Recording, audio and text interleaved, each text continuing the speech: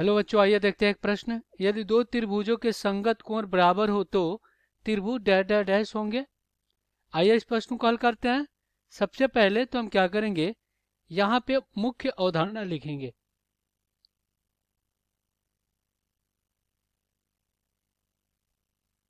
तो ये क्या होगा इस प्रश्न के लिए, तो देखिए कह रहा है कि दो त्रिभुज के संगत कोण क्या है, बराबर है। तो हमें बताना है कि त्रिभुज किस प्रकार का होगा। तो हमें एक प्रमेय पता है, इसको लिखते हैं यहाँ पे। देखिए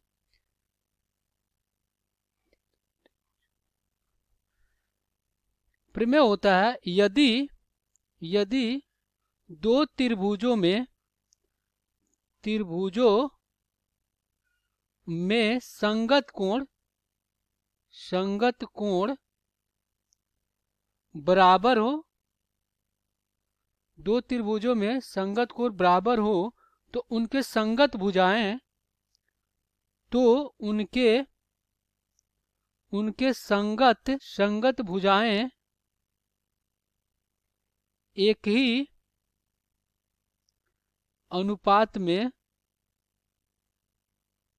होती हैं, एक ही अनुपात में होती हैं और इसलिए दोनों त्रिभुज समरूप होते हैं। और और इसलिए दोनों त्रिभुज समरूप होते हैं।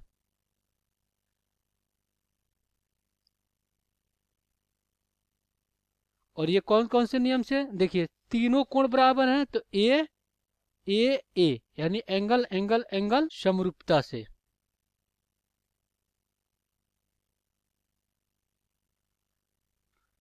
तो आइए इस प्रश्न को हम क्या करते हैं, हल कर लेते हैं।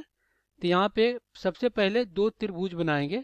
तो देखिए एक त्रिभुज आपका ये हो गया और एक त्रिभुज आपका ये हो गया। देखिए ये आपका त्रिभुज है।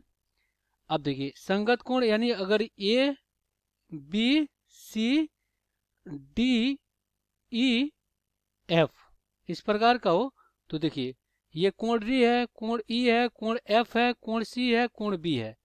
तो दोनों त्रिभुज में क्या कर रहा है कि संगत कोण बराबर है।